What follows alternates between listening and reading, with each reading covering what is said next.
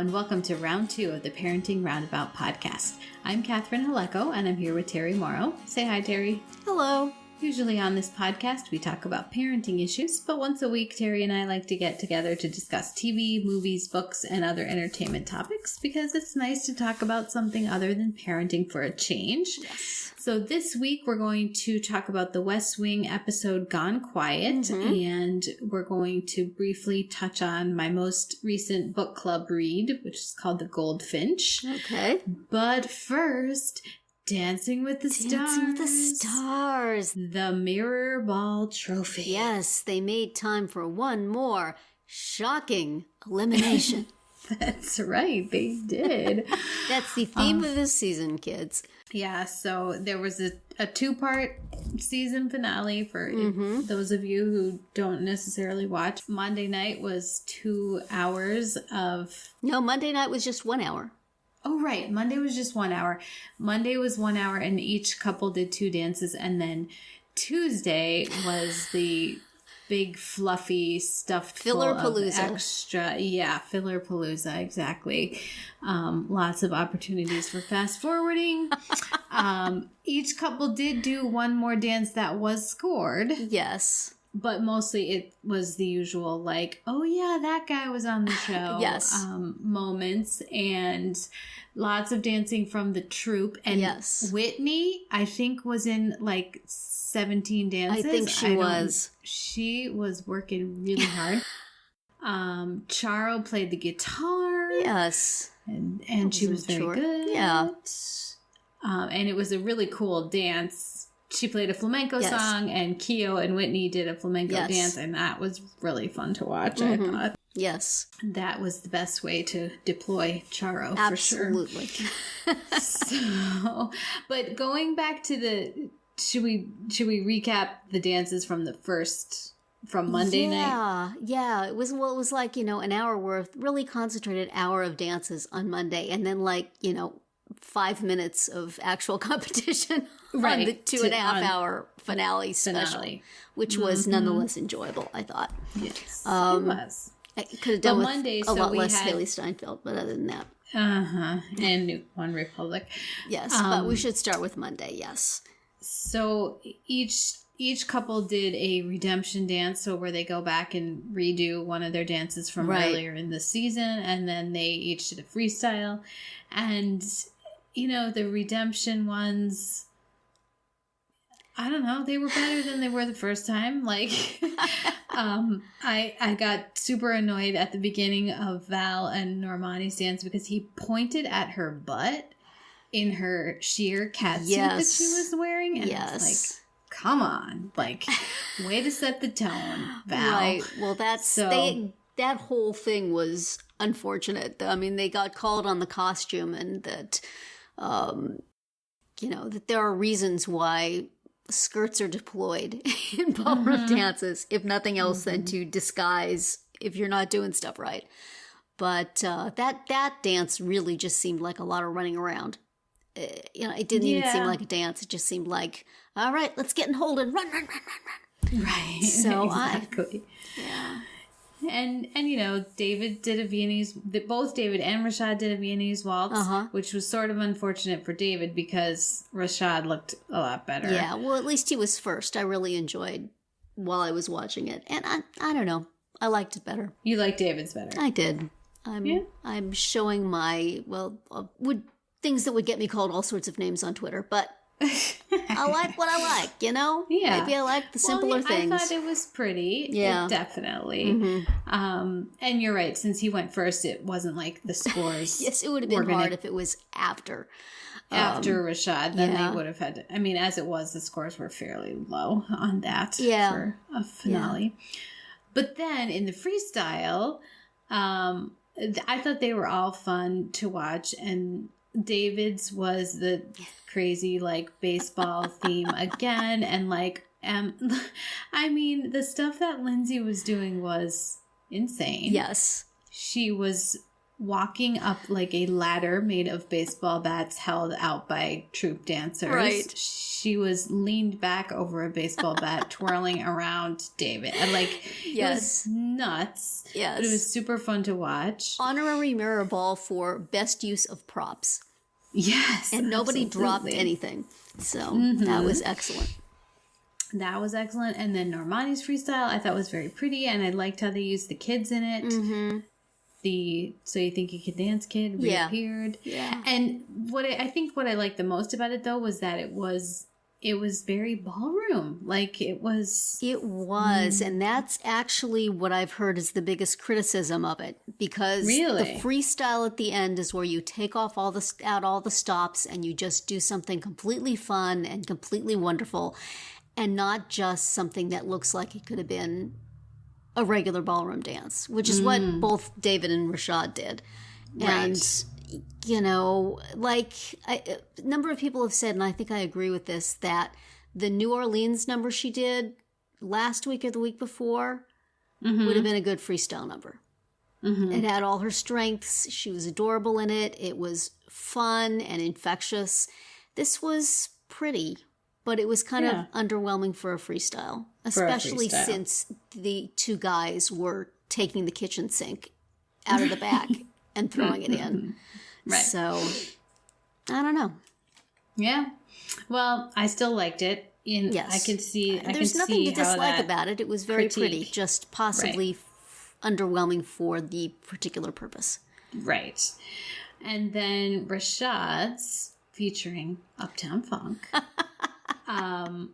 I thought, I don't know how true this was, but they made it seem like he was really involved in the choreography of it. Yeah. And if that's a real thing, if that really happened that way, I think that's impressive. Yes. But it was fun regardless, it was a whole lot of fun to watch. Yes. And also, if it was true, the statistic they gave that he practiced 100 hours more than anybody else. I mean, yay for him. Emma is probably, I'm sure she's glad to have that much practice time, but also it's do I get overtime? But can I collapse in a heap? Nope, you're going on tour. See ya. That's right. But she seemed super invested in this, and is that her first time she's won it? Yeah. Oh yeah, I think it was the first time she'd ever got a 10. I mean, she had Rick Perry last season. Yeah, she's not gotten contenders particularly. Right. So this was, I guess, either nobody expected him to get very far, or they thought, hey, maybe we could have Sasha and Emma both in the finals, and that would be cute. But that didn't work out. Didn't work out that way. Good try, though. Yeah. So I don't know. So I'm happy. Well, we're getting ahead of it, but yes. Yeah, so that was, I thought the Monday night one was very entertaining and happily just really full of dance content and not. Right. A lot of other. Yeah. What is it? Faffing about. Not a lot of faffing about. Whereas Tuesday nights was nothing but about 99% faffing about. Yes. Some more enjoyable than others. Anything which we knew was coming. Yeah. Anything that had to do with the former contestants, I really liked. I liked seeing Nancy dance again. I liked seeing Simone dance again. Heather, and then the people who were, that little video with Mr. T was hilarious. And Chris Kattan seemed to be having a good time, which she didn't the first time through. Yes. Was Erica there? I don't remember seeing her. Didn't they show her on a horse in the middle of the audience at some point? Maybe so. She was as minimal as contractually obligated, I think. Mm-hmm. I think you're right about that. Because, I really missed seeing her. You did? No, I did not miss. I was happy not to see her, but I got to thinking later. I remember seeing pretty much everybody else. Yeah. Yeah, I mean, a relief, but still. Mm-hmm. But it was, I like seeing them all again, and that's fun. And a lot of the troop dances were good. I don't understand why we have to have quite so many musical numbers that are really unrelated to anything. But I know, it's all about the filler. Yeah, all about ABC. Oh, and oh my gosh, the Dirty Dancing thing. Wow, is that a bad idea? Why do they feel this is something that needs to be remade? I don't know. I mean, the number was fine, but I just take offense. Exactly. Yeah, I don't know. But I understand why they're publicizing that they're on the show. But mostly the show was enjoyable. I don't think they really needed 2.5 hours. No. But definitely not. What they did was fun. And it was interesting to me, I thought, seeing Heather dance with the troupe. Yeah, that was an interesting choice that they put her in as part of the troupe. She danced much better, I think, in that than she did later when she was dancing with Max. So there is some truth to the fact that the kind of dancing they were doing there with the troupe and ballroom dancing are not necessarily the same thing. But it also kind of emphasized, like, you see, this is why she didn't go all the way, because people thought she was part of the troupe. Yes. She was. She could be. She was. So a number of people on the chat room I was in during the show were saying, oh, let's see, maybe she'll be in the troupe next season. Which wouldn't be, seems not impossible. But, well, maybe if she's not busy. Yeah. Doing something else. You know, it's a good job. Right. On TV. She's not currently. But the actual, and the fusion dances were okay. You know, obviously Normani's was way more professional because she is way more professional. But you know what? It didn't do much for me. You know, like, I thought it was technically beautiful, but Rashad's was more fun to watch. Something about it was, you know, like when after Normani's and Bruno's like, then the tiger came out. But I was like, I really did not see that at all. Yeah. I'm not sure where he... And Carrie Ann pretty much said, we all think you should win this. It's like, you know, have you looked? Are you sure? Because you've said that before to people, and then they've gone home. And so maybe you're jinxing them. You know, I try to figure out why I was not rooting for Normani necessarily, although really, if any of these three, I was fine with. Yeah. And if there was a reason I didn't want David to win, it was not because I didn't think he deserved to be there. It was just because there would have been such a tremendous backlash of ticked off people. So it's like, you know, third would have been fine. Second, there's going to be a backlash if he had won the whole thing. But, you know, I enjoyed watching him dance. Yes. And I enjoyed his partnership with Lindsay very much. And I enjoyed the look on Lindsay's face when she had the, we're going to go third, and that's okay. I've been here before. That's good. And then she didn't, and the look on her face was like, well, anything could happen now. What the heck? She's like, well, pigs are flying. So, Normani third Normani place. going third place after they had hyped her up so much. I was really surprised. I thought they were going to like give David 2s and 3s in the finals just to keep the popular vote from getting but then there would have been a major outcry over that. I was expecting that they were going to score him a lot lower than they did. But you know what? If you have a show where viewer vote is going to count this much, this is going to happen. It's surprising it hasn't happened before. And you're going to have to live with it. Suck it up, you know, Len? It's not good manners to look stricken every time.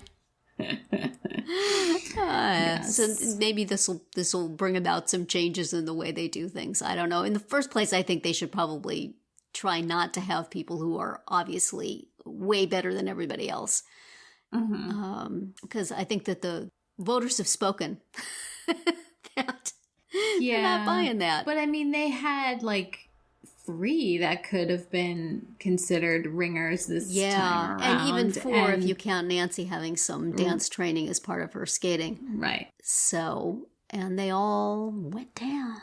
So that was a very interesting finale. I was really not sure what was going to happen. I really felt any one of them could win it. Usually, usually when they're saying who's going to get you know, a particular place, I'm saying in my head the person I want and chanting it, and it's like I'm just going to keep my mind clear because I have no idea. I don't want to be responsible for any mojo here. I just, you know, let's see what happens.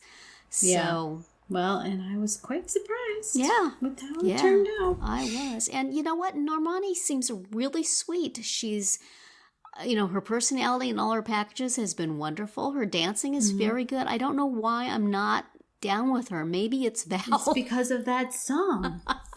Work from home. That's true. Perhaps we have been on record as hating that song since before she was even on Dancing with the Stars. Yeah, but I mean, seeing her makes me want to put my arm around her and say, Normani, you can see that those lyrics are not appropriate to be putting out to young girls. Perhaps y'all could do a little better. You seem like a nice girl. Your grandma probably doesn't approve of that song. Has she listened to it?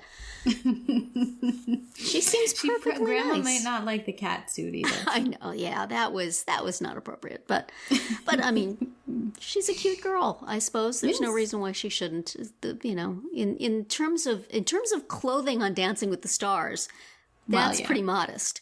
Yes. Lindsay has been wearing basically underwear for the last several numbers. Well, yeah, I mean, I agree. Normani, she grew on me. Like, I had a grudge against her at the beginning because of that song. But she worked her hardest to get me over that. Yeah, so she came off to give her credit for very good. Yeah. Mm-hmm. So I would have been fine with her winning. I sort of do like the underdogginess of people who did not have prior dance experience. And, I was reading some comments from people saying that the last couple of packages of Rashad, where he's saying he's never won anything before, and he's, how many hours he's worked, and Emma's never gotten a 10 before, and all this stuff. If they had then not won, those would have been pretty mean. That's true. So it's, I was feeling manipulated by Normani like a couple of weeks ago, doing the whole life story thing again and having all the tear-jerking things and thinking, this is really, and the bullying storyline came pretty late in the contest. Right. But maybe she peaked a little bit too soon because Rashad snuck in there at the end with his sympathy stuff. That's right. Cutting you off. So I'm sure there's a lot of people who are going to be complaining about the season, that it was boring and that they didn't like it. They didn't like the results. And I thought it was very satisfying. I thought the fact that there was no really obvious person really at all ever at any point in the season. It was always kind of up in the air. I thought that's a good thing. Mm-hmm. It's the first time I remember it being quite that wide open. Mm-hmm. So yeah, I enjoyed that too. It was enjoyable. And I might actually tape whatever show it is they go on in the morning and watch that. I haven't done that for a while. Mm-hmm. But they all seemed really enjoyable. They seemed to get along well and to be rooting each other on. So interesting. Yeah. Well, shall we move on to the West Wing? The West Wing, which I watched so long ago now, since we had an extra day. Right. Since long before these hours of dancing and other extra business happened. Yeah.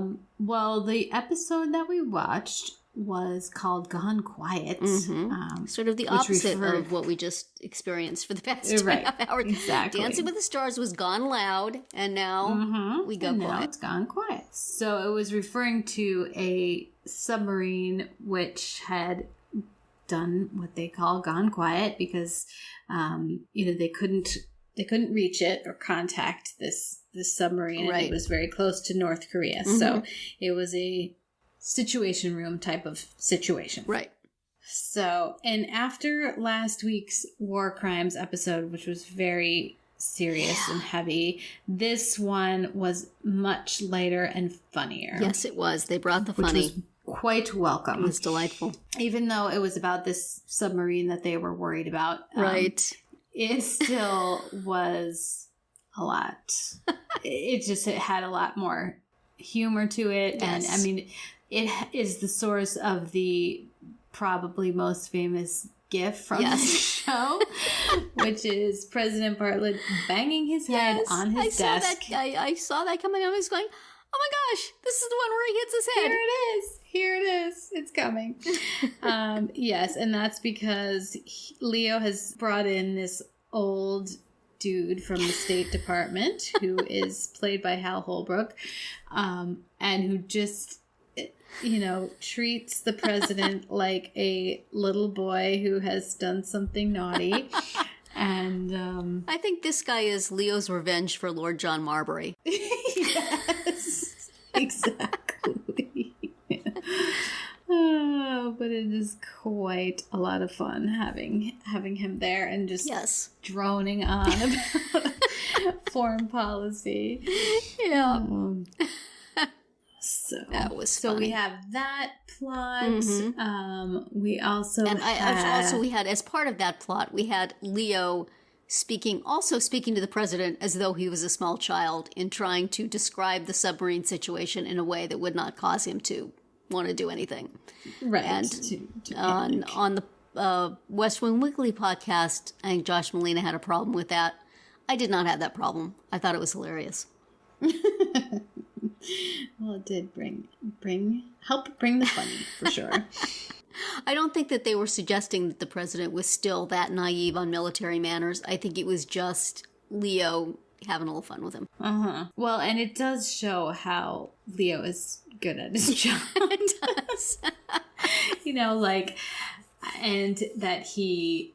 he has a lot of power. He's like, I'm bringing in this guy. I know you don't like him, but too bad. You're going to have to deal. Yes. That was all very fun.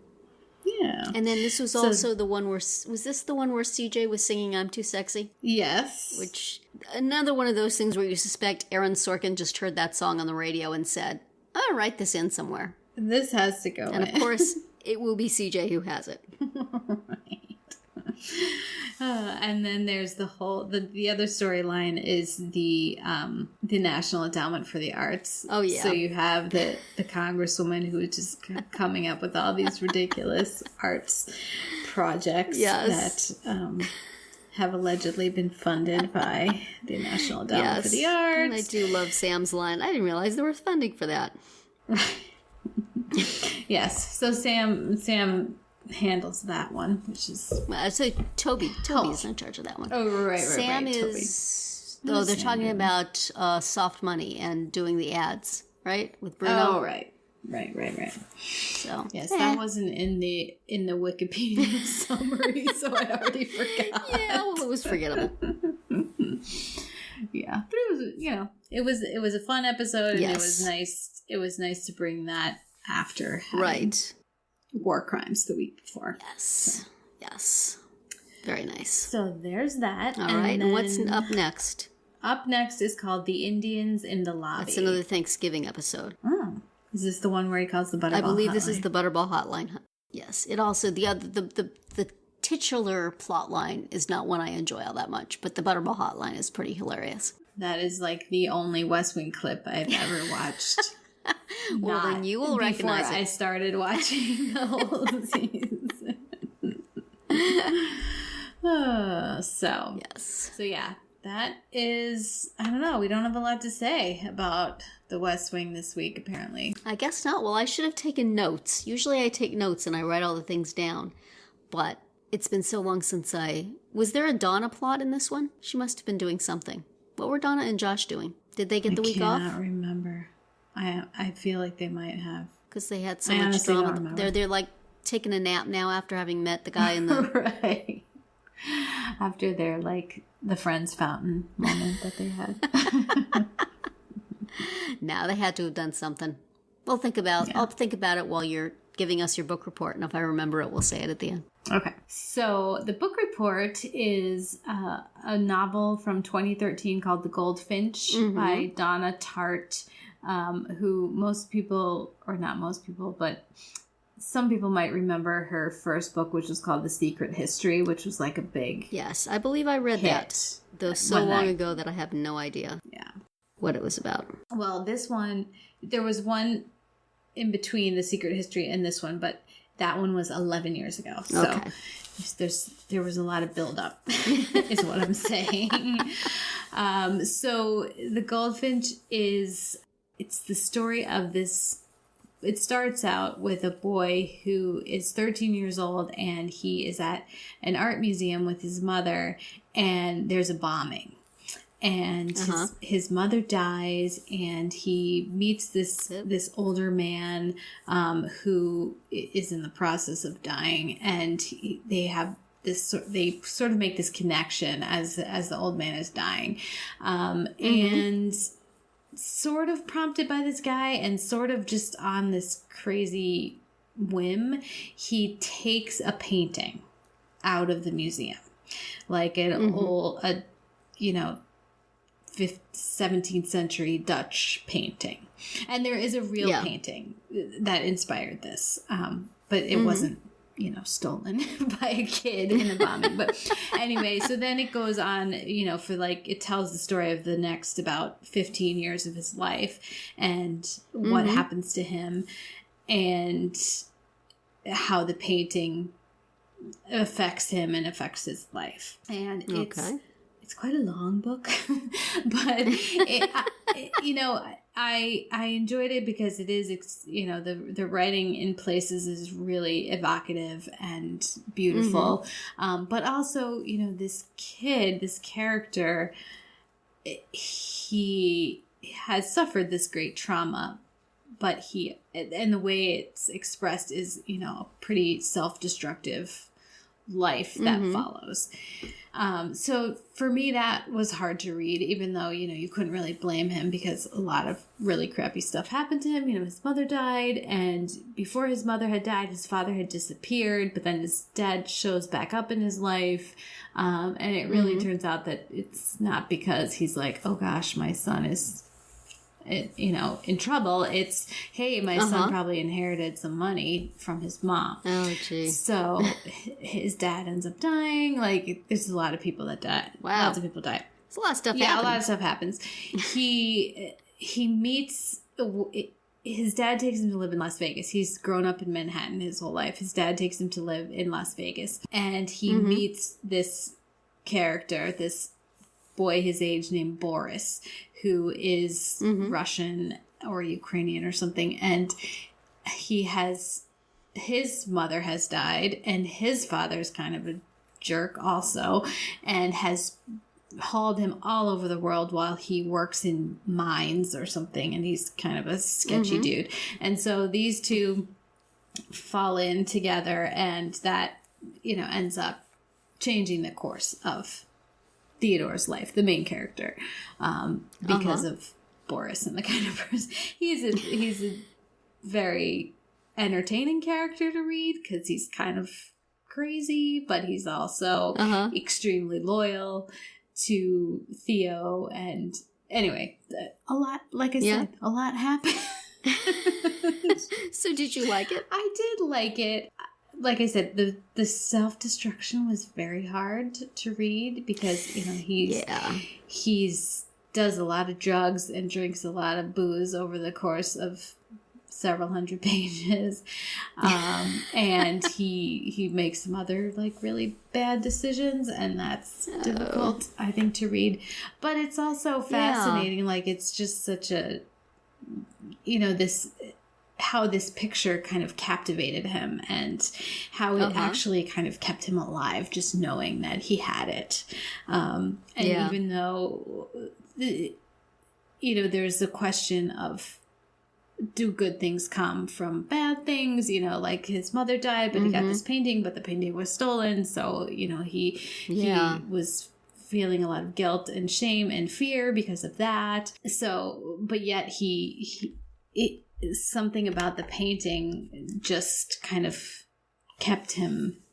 It really kept him alive, for a long period of his life. So, anyway, The Goldfinch. I'm sure there will be a movie at some point. I'll wait for that. Did you read The Secret History? Yes, I did. Okay. And the one, this is the second one, or there was one in between? There was one in between. Okay, did you read that one too? I forget what that one was called, and I did not read it. It's because you are a reader of books. Yes, I try to be. Yeah, there was a time when I was a reader of books, which would have been the time during which that first book was out. Right, way back in the day. And it was, as you say, some time ago. It was a long time ago. Yeah, yes. Well, and this one won the Pulitzer Prize, and it was on a lot of 10 best lists, and it was a little bit of a departure for our book club because it is very long, so we split it into two meetings in order to be able to cover it. So yeah. What's up next for your club? Next we are going to read something called Lab Girl, which is a nonfiction book by a woman who is a scientist. Okay, I was going to say she either works in a lab or she has Labrador retrievers. Either way, I probably rather read the second one, but okay. Yeah, so that's going to come up next, but I think not until July. So all right, get to that. Well, dipping back into West Wing for a moment, what Josh and Donna were doing was trying to come up with an answer for the president to give as to why he wanted to be president, which led to that wonderful scene where Josh and CJ are kind of bloviating with ideas, and Donna goes, which I believe listeners at home were doing as well. That's right. I do. I enjoyed that. So that was Donna's MVP moment for the week. Way to go, Donna. The voice of realism. And we also forgot to mention Abby with Babish. Oh, right. That was going over how very, very, very bad this is going to be for her. And what she should do about it. Yeah, that was a good scene. As she sits in a wheelchair with her leg up because Stockard Channing had an accident. Yeah, that was a really good scene, too. I enjoyed that. That was very nice. And especially those characters have been so combative in the past. And it was less combative, but up and down, certainly, over the course of their discussion. But, yeah, that was some good stuff to be going on. It had some humor in it, but certainly less funny than some of the other stuff. So, a little more tense. So, as we talked about what our episode will be for next week. Right, so what else are we now? We should talk about the fact that once again, we still have not watched The Martian. So we had trouble. Guys, still up on Mars. Yeah, we left Matt Damon on Mars because we had trouble accessing the movie because it disappeared from all the places where we swore we saw it available. So we have decided that we're going to watch something more down to earth, which is a movie called Chef, starring Jon Favreau as a chef who becomes a food truck short order cook. I remember you talking about that on the podcast too, and I'm interested to watch it. We will watch that for next week, assuming that it stays on Netflix between now and when I get a chance to watch it. I've learned that this is not something one can count on. So that is our plan, and then we will watch. We're continuing with The West Wing, and then to replace Dancing with the Stars, we're going to turn in a very different direction, and we are going to watch Master of None, which is Aziz Ansari's series on Netflix. The new season of that just came out, and we're going to just watch them one at a time. I mean, we could. Yes. Even though one could watch them all in one big lump, one would need a lot more time than I have available to do that. So we are just going to do them one at a time in the coming weeks. Yes. So that will be our post-DWTS watch until some other dancing show comes on. Or baking show.